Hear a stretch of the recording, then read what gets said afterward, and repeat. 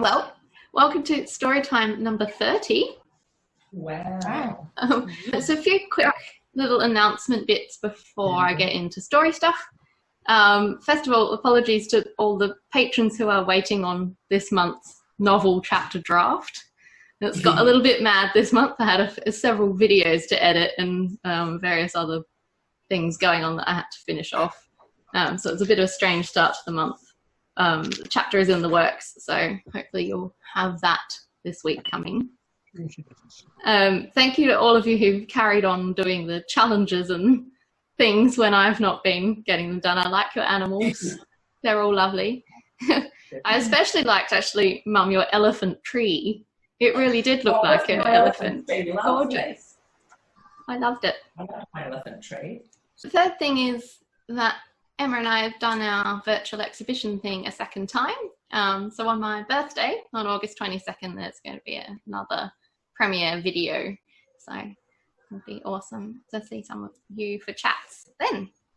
And lastly, we never revealed who the mysterious A was in the last story.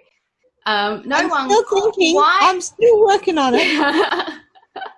No one quite got it, but well done to Beth, who asked if A had anything to do with the mysterious person on the bus who got arrested. Yes, she did. That was A who got arrested on the bus, so that's not the only time that we have seen her before.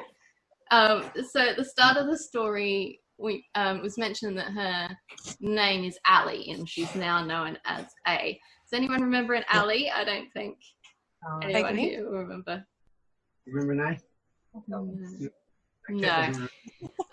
So Ali and Anya were two colleagues who appeared in the story about kind of team building and going on camping as a team building exercise. I remember that one. Yeah. And so she mentioned how sort of in her previous life she was all up with the fashions and she had the big nails and everything, and there's a bit in that particular story where you see Ali typing and she's kind of got to go like this because she's got the big long false nails and things like that. So she's changed quite a bit and is not very recognizable, but that's who she is. So this month's topics, we had a whole lot that fell under the general heading of failing at Zen. So there was too much frickin' stuff, attempting mindfulness and failing magnificently, trying to look inconspicuous and failing, terrible salespeople, when those who are meant to be Zen get mad, and I added on the end, why does meditation freak me out?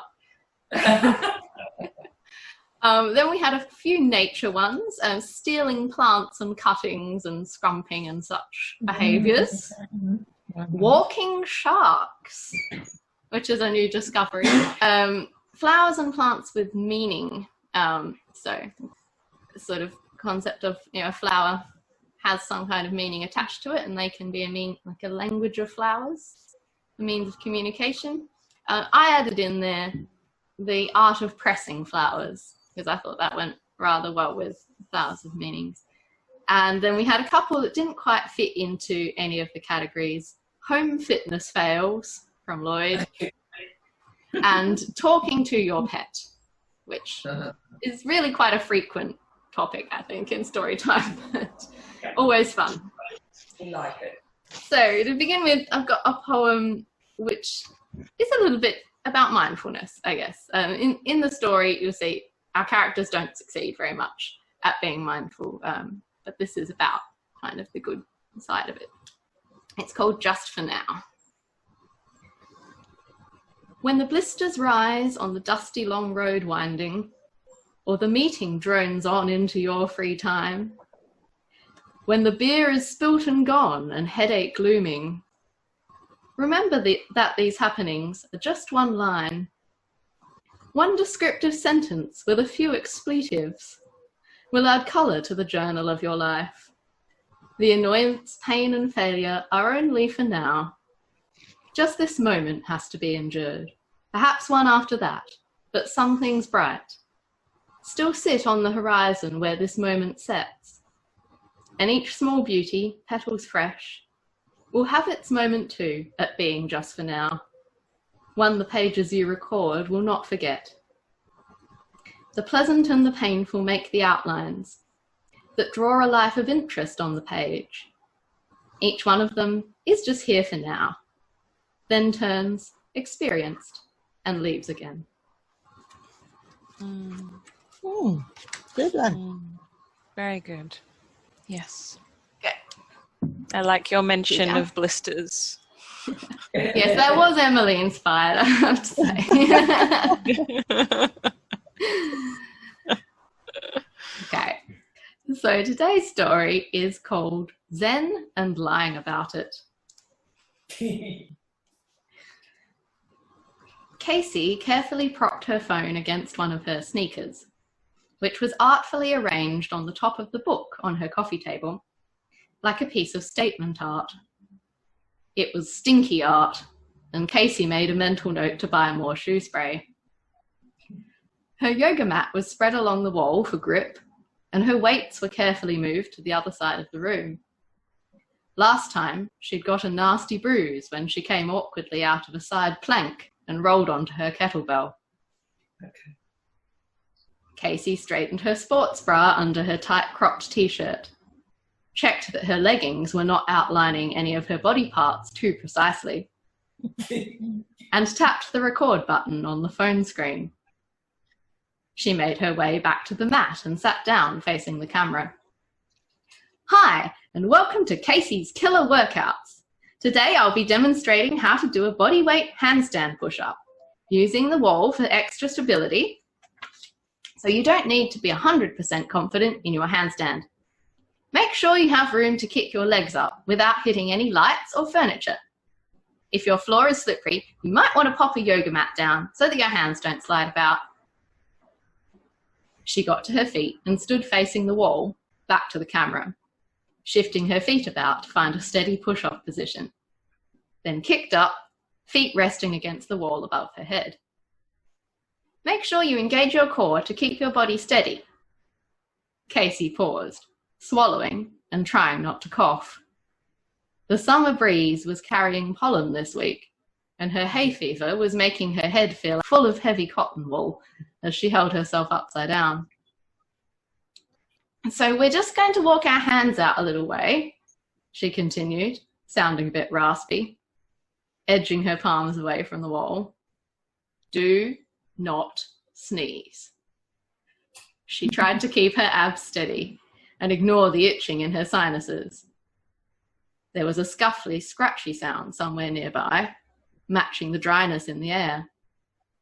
Casey began to bend her arms, lowering herself nose first towards the floor, feet sliding down the wall, then pressing slowly back up, showing off her biceps. A flurry of movement in the edge of her vision pulled her attention to one side, and she tried her best to remain centered, but then, thump! A clawed, weighty ball of fur landed firmly, talons sinking in painfully, on her rear end. Yow! Screeched Casey, wriggling and trying to throw the cat off without losing her balance. Lolly! Get off me! Get off! The sneeze chose that moment to erupt, shaking Casey to her precisely held core, and she and her cat attachment toppled to the side. Casey lowered herself quickly into an only slightly clumsy somersault, but her being off balance meant that the somersault was angled to the right, and her feet collided with the bottom of her special pot plant hanging frame. Lolly the cat, meanwhile, shot off in the other direction to avoid being squashed, jumped up onto the top of the bookshelf, and sent picture frames and more pot plants flying. Meanwhile, Casey's side of the room was raining plant pots as she rushed to steady the swinging hanging rack. Many of the pots were terracotta and smashed on impact with the floor, soil leaking out and working its way in under the other furniture. Casey looked around at the scene of destruction. Shit, she exclaimed. Shit! Shit, Lolly, why? It occurred to her then that she ought to stop the camera. Watching the video back, much later, after she'd swept up all the dirt and broken terracotta, put those of her plants that could be rescued into various Tupperware temporary pots, and had harsh words with Lolly, she had to admit it was quite funny. Lolly had landed in full spread-eagled starfish fashion across the seat of her gym pants, as though trying to pose as some kind of fashion accessory.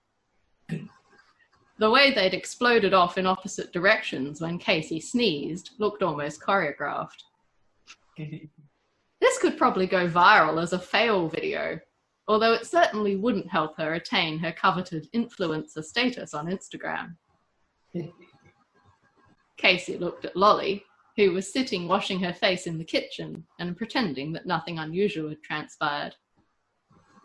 "What about my poor plants, Lolly?" Casey demanded. Lolly appeared unconcerned. "That was my favourite succulent we completely smashed, and the trailing geranium will take months to get that long again." Lolly, who evidently thought the whole thing was Casey's fault entirely, did not deign to reply. Casey had a think while she prepared her tofu curry. She thought she'd seen some of that kind of succulent, and another variety of trailing geranium, growing along the side fence of the dry cleaners down the street. She ate her curry and drank a peppermint tea, Lolly still giving her the cold shoulder, and put some food in Lolly's bowl, then pulled on a light cotton hooded top in dark grey to match the night. Then she slipped on her running shoes and strapped on a special running backpack, with a small pair of scissors and a plastic bag secreted in the tight mesh pocket that sat flat against her back. Casey took her keys from the wooden bowl on the counter, tucked them into the pocket of her running leggings, and jogged out into the close, velvety smoothness of the summer night. Out of habit, she kept running on the spot at the crossing while she waited for the lights to change, careful not to miss out on any steps or minutes in the aerobic heart zone. As she did so, she scanned the side street across the intersection for fellow nightwalkers. The main road bustled with people leaving work late or going out for dinner, and the homework avoidant high school crowd who hadn't yet made their way home from the mall. The side streets, however, were like dark pools, lit up in places by street lamps and bright windows in the same way that the moon glints off at the ocean.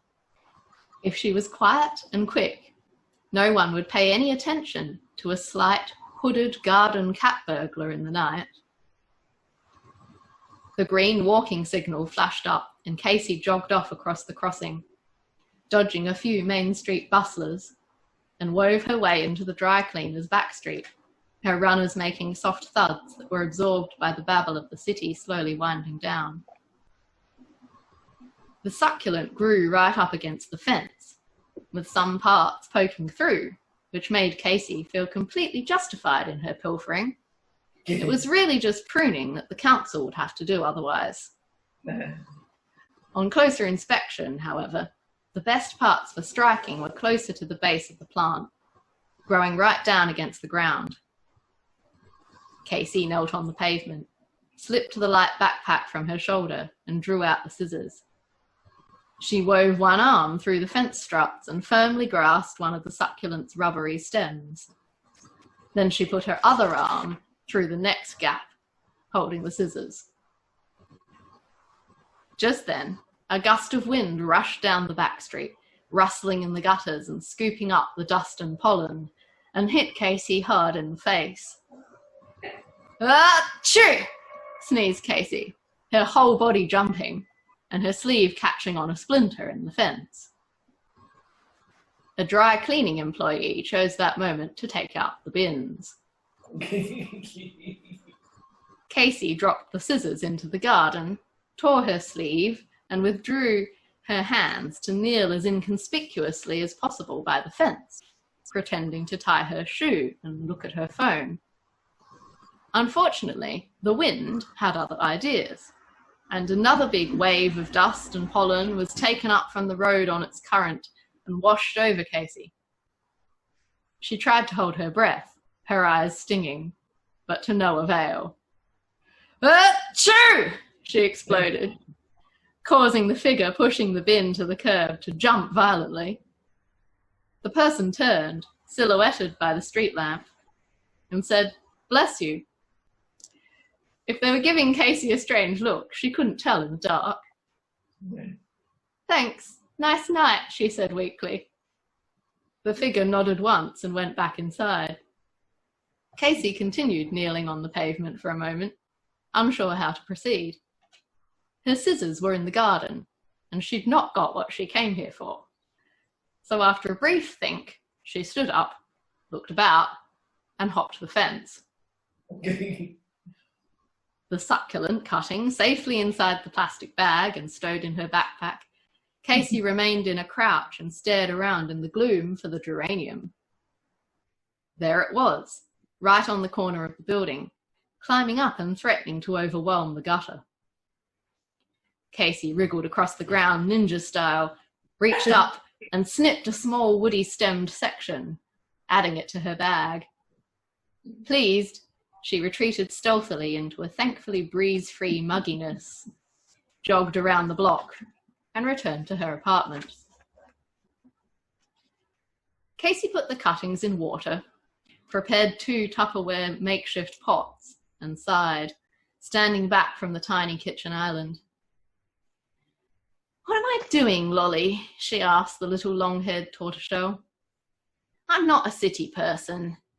They must need personal trainers in the country too, or at least a little further out. This is the wrong kind of jungle for us." Lolly just gave her an intense and disconcerting stare, then blinked and revealed her inner eyelids sleepily. "You're right," Casey told her. "It is bedtime. I'm sure I'll feel much better in the morning." But in the morning, Casey felt more restless than ever. She flicked through the pages of her old journals, where she'd pressed a selection of country flowers between the pages. They still smelt of the fields. Next to some of them, she'd scribbled little notes on the flowers' traditional meanings. Geranium can mean foolishness, she'd written next to one pressed bud. Gee, maybe she shouldn't have taken the geranium cutting last night. Foolish or not, Casey found herself in the gym manager's office that afternoon, asking about connected gyms in regional areas. "Sure," said Ben, her line manager. "There are plenty of branches that are outside the city. You'll have to be willing to learn and teach whatever the locals are into out in the small towns, though. They tend to have fads there, you know. Suddenly everyone wants a swimming-based program, or only wants to do aerobics, that kind of thing." "That'll be fine," Casey replied brightly. "I'm a jack of all trades, the Swiss Army knife of personal trainers." So Ben shrugged and signed her application for transfer. And a few weeks later, Casey found herself faced with the task of moving. "Why did I do this, Lolly?" she implored of the cat, who was gleefully jumping into all of the boxes. "I have way too much friggin' stuff to move. And it's only going to get worse when we have more space. Why didn't you stop me?" Lolly tilted her head on one side and gave Casey a concerned look. "I know, I'm too stubborn anyway," Casey sighed. Lolly went back to leaping in and out of boxes, scooting around in the bottom of each one like an angry trapped monster rat. It took all week and some of the next to get all her stuff boxed and packed and sorted, even though her apartment was not much bigger than a studio. Lolly stopped enjoying the boxes once they were packed and started making horrible worried yowls and pacing the apartment. When Casey put Lolly into her carry cage, several deep scratches were suffered by Casey's arms, and she had to use some of her self-defense moves to get the door closed. Casey's ex-trainee and now friend, Pandora, was helping with the move and complained just as loudly as Lolly all the way there. "Why do you have to go, Casey? Now what am I going to do when I start having premonitions about failing at my New Year's resolutions and I need someone to make sure it doesn't come true?" "I don't know," Casey muttered. "Try another trainer maybe? Or you could come visit me out here." Pandora laughed. "Nah, I have a feeling your new style won't suit me so well." Casey glanced at her. "What do you mean?" Pan shrugged. "Wait and see. Just one of my gut feelings." As she sat in the office of her new line manager, a sinking feeling in her stomach, Casey thought she knew what Pan meant.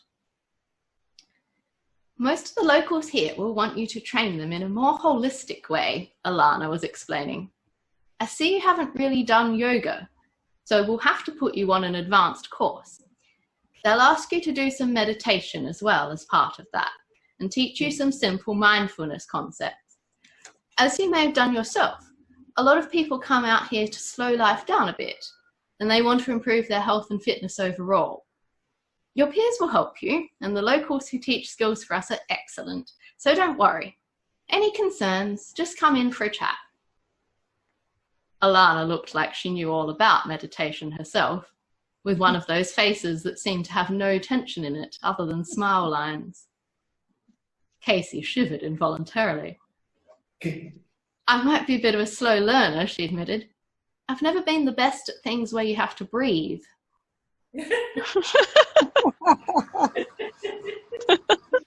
Alana smiled in amusement, thinking Casey was making fun of herself. "Not to worry," she said. "You'll get there.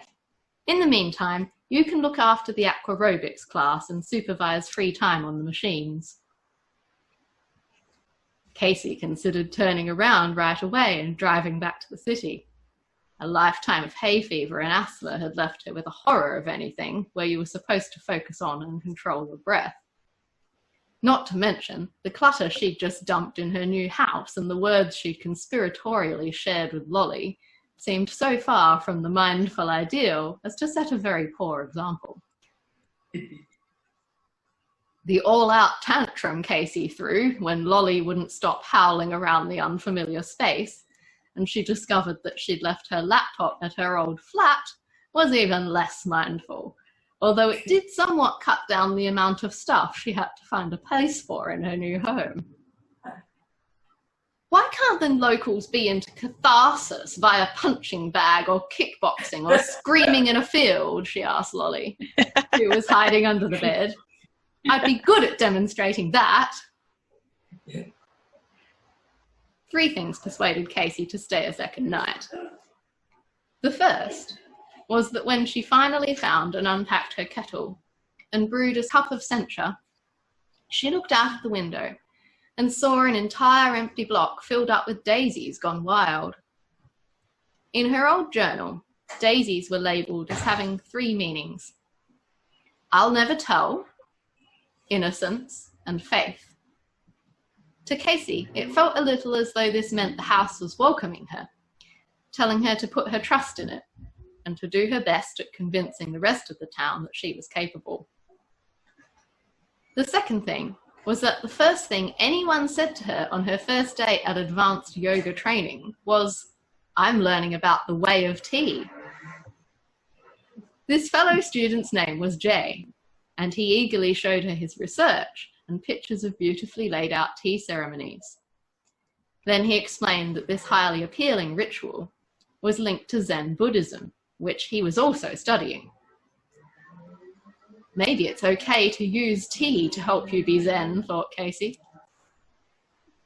Uplifted by the possibility that tea could be involved somehow, Casey attacked the yoga skills with determined enthusiasm, which was not entirely the best approach. Her somewhat aggressive determination to get into a pose in which one's feet were almost entirely behind one's head led to her being thoroughly stuck when she did succeed, and their teacher, Aya, had to come and help disentangle her. Casey was gently reprimanded for pushing herself to do poses beyond her level and told she needed to breathe. The third thing happened later, when Casey reattempted the feet behind head exercise at home. She had optimistically set her camera running and therefore had recorded 15 minutes of herself attempting to get into the position, falling sideways, getting her foot on her face, fixing her hair, and calling yoga by various inappropriate names. 20 minutes later, however, Casey, determined as ever, sat down, took what appeared on the recording later to be a genuine deep breath, and got into the pose. And of course, just like in class, when she was done smiling at the camera, Casey realized that she was stuck. It occurred to her then that she was in a new town with no contacts other than her boss, and her phone was several meters away, propped on her half-organized bookshelf, filming her predicament. I should practice my mindfulness, she told herself, her own tone skeptical, even in her head. Perhaps I can get out of the pose if I just take it one bit at a time. Just then, however, her phone stopped filming and rang. The number was unfamiliar. Right, thought Casey. I need to focus. Out loud, she went, "Shit! Effing shit!" The screen lit up with the question, "Answer?" Casey, not having really used her voice activation, yelled, "Yes, answer, pick up, answer call," not being sure what the correct command was. Evidently, it was yes, because her voice interrupted her subsequent yelling, saying, hello, ma'am, hello? Great. The only people who called Casey ma'am were salespeople or something to do with tax. "Hello, Casey Bright here," Casey said, as though she were definitely not on the floor, stuck in a yoga pose, and had definitely not just been yelling stupidly. "Hello, Casey. How are you today?" asked the caller, who was definitely going to try to sell something to her. Casey fumed. "Well," she began, "not so good, actually. I started a new job recently, which I think I might be truly awful at, and I'm very sore today, even though all I've really done is meet people who do yoga. I'm very hungry, and I believe that this number was on the do not call register, which I was evidently wrong about. I have a headache, and getting a sales call is not helping with that. I really do not need to change providers for anything or go on any free holidays, and I do not have time to do any surveys or have any spare money. So," "But ma'am," the caller interrupted her, "I think you will certainly find this good news." "I do not," shouted Casey. "There is no good news." "So you do not want to go on a free spa day?" "No, I do not like them. I do not need a break. Please kindly add me to your do not call list." "You are very grumpy and being very stupid. I will not be calling again," said the voice. Then there was a click. Oh. "That salesperson hung up on me," yelled Casey to no one in particular, and fell over sideways in her agitation. This had the unexpected side effect of releasing her legs from the yoga pose, and Casey rolled onto her hands and knees and stood up. The first thing she caught sight of when she did so was a rough flower arrangement she'd made with a few daisies she'd picked out of the vacant block, some dry grasses, and a eucalyptus twig with small, newly formed leaves. It was such a small thing, but it did make the place seem safer, more like a haven. The second thing she noticed was that outside the window, standing on the side of the road with a little leather satchel, was Jay from yoga class.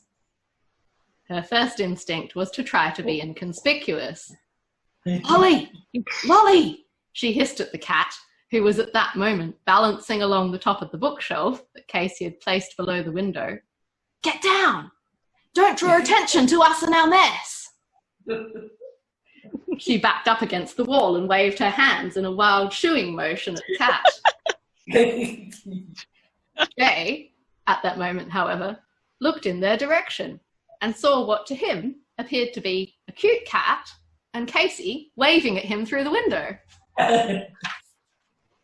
He immediately approached the house, smiling and waving back. Casey knew how small towns worked. She should introduce herself properly to the neighbours, and she should offer Jay tea. As she opened the door, saying, "Fancy seeing you here," horror struck. She couldn't possibly make tea for someone who was studying proper elegant tea ceremony and ritual. What was she going to do? "Hey," smiled Jay, "I just stopped here to admire those gorgeous white chrysanthemums." He indicated the lush, soft-flowered border around the letterbox, which was like an unexpected bed of snow in the dryness. Casey looked out, as if seeing them for the first time. "Truth," she and Jay said in unison. Oh, surely this was not another person with knowledge of flower meanings. But truth was the answer. "I'm very, very bad at everything, Zen," Casey blurted out. "I just came to get back to the flowers and the open spaces, you know? And I can't offer you tea and make it badly when I know you're studying it and all that." Jay laughed a bit, but then he caught sight of Casey's daisy arrangement and seemed to be utterly distracted. "This is very good." He went right up to it and began admiring it from all angles. In the interests of sticking to the truth, I really just grabbed things I liked from the field and stuck them in so they sort of reminded me what was outside," Casey told him, perplexed. "That's perfect," Jay beamed, standing back and admiring it from a distance again. "It's like Kado, the art of flower arrangement. It's one of the 3 classical Japanese arts, along with Chado, the way of tea, and Kodo, which is incense.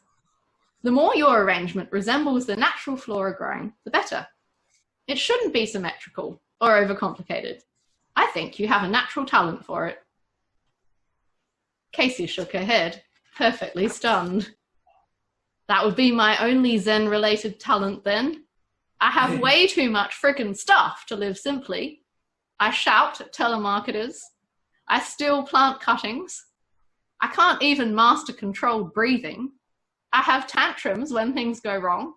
I tell tourists fibs about dangerous animals to scare them. And I'm trying to become an Instagram influencer." Jay turned, looking amused again. "Want to know a secret?" He set the satchel he was carrying down on the coffee table. "Me too. I've been carrying my tea stuff around so I can take pictures. But don't tell anyone at yoga. They'll be so disapproving." He opened the satchel to reveal a number of precious-looking tea-related items. Casey grinned. "I'd follow you. At least you can do yoga and meditation, though. And you don't try to scare visitors with lies. I bet you serve others and smile and all that." Jay winked. "Have you heard about the walking sharks that are evolving?" Casey cackled. "Oh my God, yes. That was what I used on a couple in the petrol station queue yesterday. They totally bought the idea that it was great whites that are evolving to chase you onto land." Jay, to Casey's delight, guffawed at this. "Brilliant." He shook his head. "I said I'm studying Zen, not I am Zen. Big difference. Listen though, if the whole yoga thing is a stumbling block for you with Jim, you could seriously pick up floristry on the side. Our local one wants a trainee." Casey gaped. "For real?" Jay smiled. "Yeah. By the way, did you see the sunflowers that opened by the studio today?" Casey nodded enthusiastically. "We should let those grow," she said unconvincingly. "Hey, can I have a go on your chin-up bar?" Jay interjected randomly, having just spotted it.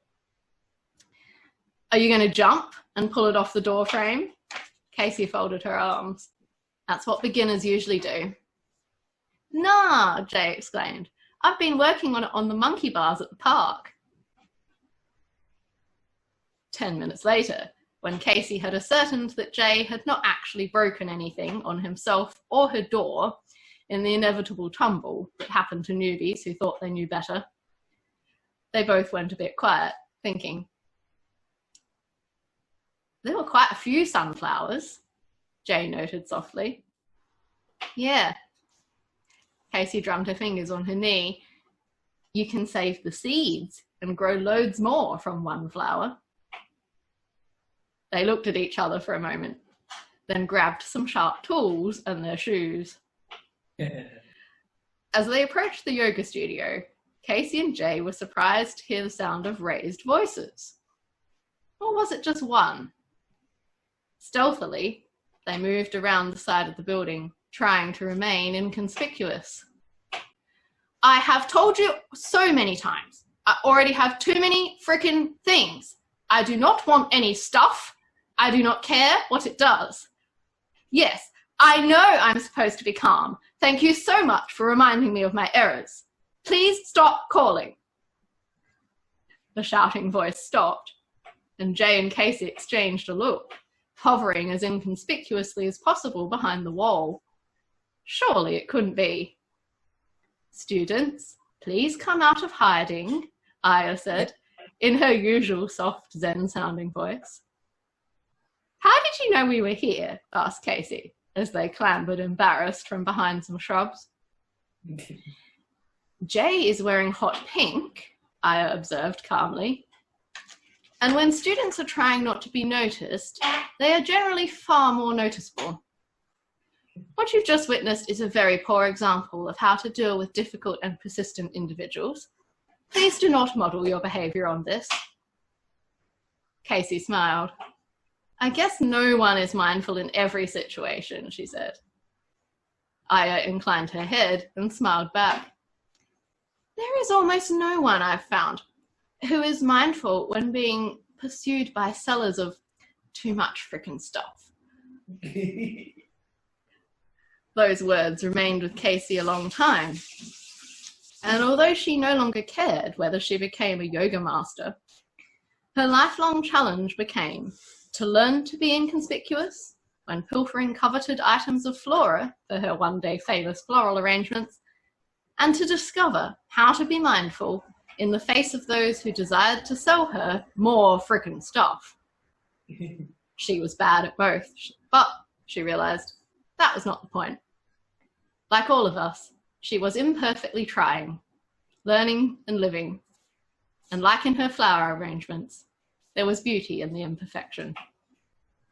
Very nice. Yay. Really good. Cruel home truths, you know.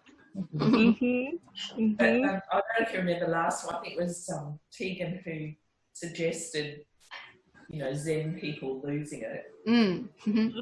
And she mentioned Penna Shojun, and I happened to be reading that and found the passage where she describes herself, you know, losing it when she was with her granddaughter on her own all the time, and saying to her granddaughter, "Shh, don't tell anyone, this is what I can be like." Well, it's a beautiful story. That was very good. Was Except that I you, kept... Sarah? Oh, sorry. No, go on, I'll come back to it. Was that you, Sarah, doing the nighttime running and stealing bits of flowers? I haven't done exactly that, but I have done both parts of that separately. Yeah. Very good. Yes, Casey had a large part of me in her. I figured that since it's my birthday month, perhaps my character could Yes. reflect a few things of mine. One of which is that I don't do controlled breathing things very well. I find that they make my breathing very agitated and very, like, you know, oh, there's something wrong with it. Mm-hmm. That's because I belong to a group, you know, we're all trying, as you call it.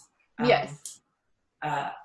And I asked today whether somebody came up with guided meditations that instead of all this verbiage, you know, they're constantly telling you, and you get gaps, but there's a lot of telling, there's a lot of language. Yes. And one of the things you're meant to do is to try to feel and experience rather than label everything or have that kind of general running commentary. And the most successful ones are the ones that don't have too much verbal instruction.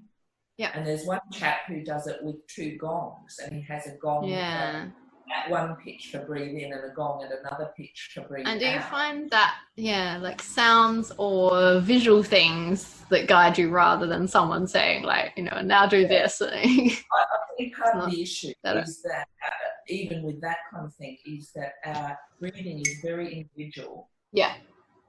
And as you do the control breathing, you actually slow down even involuntarily. You're trying to go slower than normal. But what is natural for you? Yeah. Whether or not it's meditative, controlling your breathing is really important to calming down. Yeah. And one of the best things I've seen is, it wasn't Lifeline, but it was something similar. And they had things. Lifeline has 4 and 4, so 4 counts, and then you're breathing in and 4 counts for breathing out to sort of even it and stop your panting. Isn't it meant to be better if it's a longer out breath than an in breath? Yes, that's what I was going to say. Better than that is 7-11. Yeah. Right, wow. That's long. That's really slow. Is long. That does seem really long. I feel like I was holding my breath. You're assuming seconds. It's just a count of 7. Yeah, so you do it at your pace, I guess. Yeah. You find your own comfortable thing and just keep that pace regular. And it will make your out breath longer, but not twice as long. Twice is too much. But it's too much. But it does actually. I like the way there's someone I sometimes do Zoom-based exercise classes with, and sometimes she does some yoga stuff with us. And she, rather than giving us a count, she talks about breathing in and out in sort of like inflating different parts of your torso in stages. So she says you start by feeling your tummy, and then you sort of let the sides of your ribs go out, and then you breathe with the top of your chest, and then you do the same thing in reverse. Yes, and I find that's really... Actually, I think the best controlled breathing I've done was not related to meditation or like health and fitness or yoga or any of that. It was for singing. Yes, of course. It was with a singing instructor that we bought the DVDs of to learn about like heavy vocals and screaming and stuff. And the first thing she does is she makes you do this breathing lying on the floor, so you can feel like your rib cage expand against the ground, and she makes you like do that like expanded out thing. And before you go on top. And I was like, this is good breathing.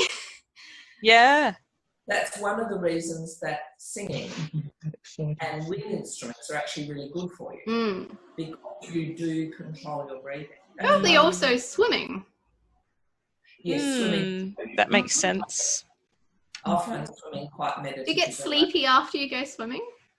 I always used to get very like sort of snoozy.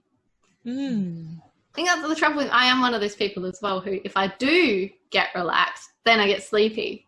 So I'm inclined to, I might fall asleep when I try and do a meditation. If it's, moderately successful, and if not, then, I'll just sort of get agitated by it in some way. Yeah. Any requests for next time? Yes, I have one inspired by an event from today, which Mum was there for. Awkward introductions. Oh, okay. Oh, that's a can of worms. Yeah. You can interpret that however you like. Okay. Some kind of overly staged introduction. Those are really, when someone sort of tries to, they think you'd be good friends or a good partner for or whatever, some other person, and they introduce you in a very like, this is this person, this is significant kind of way. Like you're supposed to like magically hit it off or whatever. Oh my goodness. They're the worst. Exactly that. Excruciating. You know. Great topic though. I'll enjoy that Yes, one. I thought that one might be fun. Or, Yep. do you know, I can physically feel discomfort Yeah. at the thought of that kind of thing. Having been through, I can still feel that kind of creeping. Okay. Another sort of along the same line, I think, you know, really organised dinner parties. Oh, like really structured. Yeah. With like activities. Yeah. Really concerned to keep the conversation going. Oh yeah, like They try to engineer, you know, interesting topics and things yes. Oh yeah, like someone's got a list of questions to ask, but they're all like really full on philosophical questions or something. That's a kind of let me out of here moment. Yeah. Right? Well, those questions are fun if you're actually with people you really know well, but they're not as good as like an icebreaker, which is like what's weird about that is often it's, you know, you don't really know the other people and the person's like, we're going to do this structured conversation where we're going to discuss these really full-on topics. It might have the added structure of having to move after every course, so you're sitting next to certain people. Oh, that thing. Yeah. Oh, it's like speed dating. It sounds like speed dating. Yes. Speed dating. I got one totally off the beam. Washing machine disasters. Uh-oh. You had one. Oh no. What happened? Has your washing machine been walking around your laundry, has it, Larry? No, it can though. It doesn't. I was just I put some washing in the other day and was extremely concerned I might have put too much powder in. Oh, no. Those kind of things. Oh dear. Yep. And just looking at what's happening at the Fletchers right now, and you've got the super organised dinner party, intrusive pets. Yeah, look at Dinner that. party. I can see I that. haven't said so yet. I said tonight. She listened to the whole story. She hasn't been said. That's the problem. Ah. Up in a minute, then we can quickly I see think it. you're very brave because here, Margaret, we noisily, rather noisy at the beginning of the conversation, fed Lucky as a preventive measure because Otherwise we go meow, rattle, rattle, rattle. he would have had the paws appearing up like this. And, you know, when you have those this is a special dinner party and it really matters, you know, how people use particular kinds of cutlery or plates and things that they never use. Oh yeah. That We kind do of stuff stuff. like that. We do that. I've been tempted Using And- the special plates or whatever. Or like the silver cutlery that's like in its box still, whatever. And the tablecloth that nobody was on. The special dinner set. Inevitably happens. And, Yeah, of course. Someone always like spills their wine over the whole thing. Or Yeah. And then there's things like if Did she just bite you? I think she was fine. Happy. You tried dinner. She's very hungry. What about, Hangry. what about noticing people's eating styles? Oh. Yeah. Oh. And letting that trouble you. Oh no. And, you know, with Mark here, you have to sort of think about what can I put in this salad? Right, so I mustn't have cucumber. And I mustn't have, you know, that kind of thing. You've got the wrong thing in the Like food. preparing to, trying to have like one of these I don't know anyone that well formal things, and you've got to like make sure you actually know their dietary requirements and things they really hate and stuff.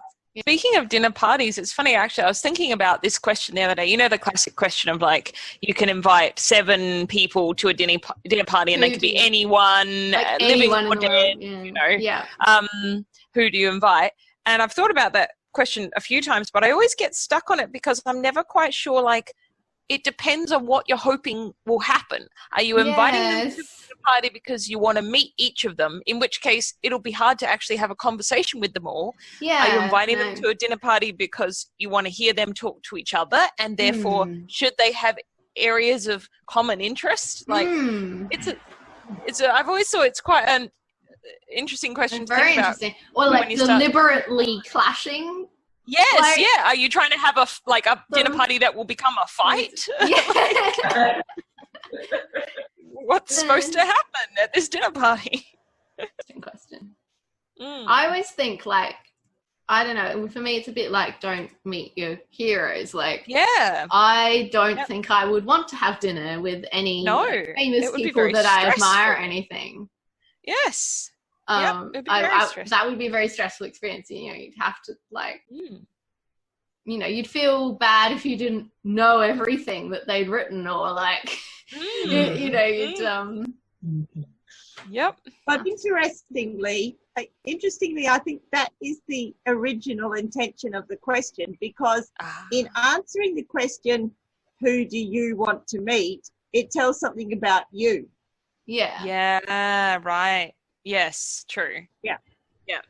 As in like what you value and are interested in and Yeah. that kind of thing. Yeah, exactly. Although, yes, I think I would answer that question differently, because I would discount some people that I admire because I admire them, but I wouldn't want to meet them. Yeah. Yeah. I Oh, would discount I find it most interesting, but of wouldn't wanna those meet them. people. Actually, no, interestingly, again, Emily, this mindfulness, this young person who runs this thing in May often asks her expert interviewees, you know, they're neurologists, or there's some Zen Buddhist, or there's some, you know, real guru. And she often asks them that question about the dinner party. Right. Oh, right. What Right. sort of thing do they say? Well, they give answers, you know, like that. Sometimes it's a writer that's really influenced them, or, you know, another great person, you know, like Dalai Lama has come up a few times for things. But one young woman said, and she got a little bit teary, she said, oh, if I could have anyone at my dinner party, it would be my parents, because she'd lost both her parents. And so she just took a totally different side. Yeah. I thought, Yeah. oh, I think I'm like one of her, you know, I'd be That's the sort of thing I would say. I would say like a That's combination true. of people who never could have met each other, who were important to me, or like, you know, an ancestor that I never I got was to just meet, like my thinking great that. grandma or something. I was just thinking that. Yeah, great-grandparents would be an amazing one. Yeah. So that would be, you know, that's really interesting, because I think most people would be, you know, I think, well, not most people, but a lot of people would go for the famous, the admired, there's someone to be with because they're exciting or whatever. But I just definitely wouldn't. And, I don't think I a lot would of either. mine would be like about bringing specific combinations of people Yeah. together. Yeah. Like, you know, someone I've met in England who I think would get on really well with someone from home. You know, I want to have a dinner party with them together. Right, yes. So that, you know, they can reveal their, you know. A bit like Hillary's story, because they suit each other. You want to get them together because they suit each other. A bit like Oh, yeah, you're right. It's true. It's true. I'm one of them. I'm one of them. Definitely. I'm never going to do this thing that people do and I hate it. And you end up doing it, you know. Yeah. Oh, yes. I'm never going to do this thing to my I'm kids. not the one who's awkwardly being put in this situation. I am that person who does that to me. Yeah. That's great. That's good. Right. Well, that is good. That's going to be a very interesting story to write. Mm-hmm. So far, that all fits very much around the same theme. So, It does. It's true. You know, we're just going to have an awkward dinner party with weird introductions and stuff at it.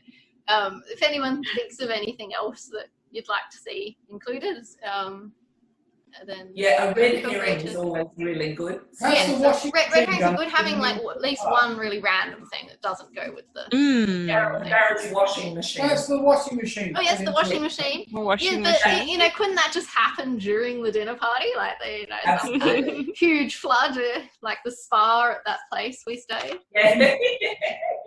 Oh, here's another random item. Butterflies. Butterflies. Okay, What a boys. it's a nice one. Of course. Although I can already think of how that's going to fit. Any from you, Lloyd? Not rabbits this time, although the rabbits could be the intrusive pets.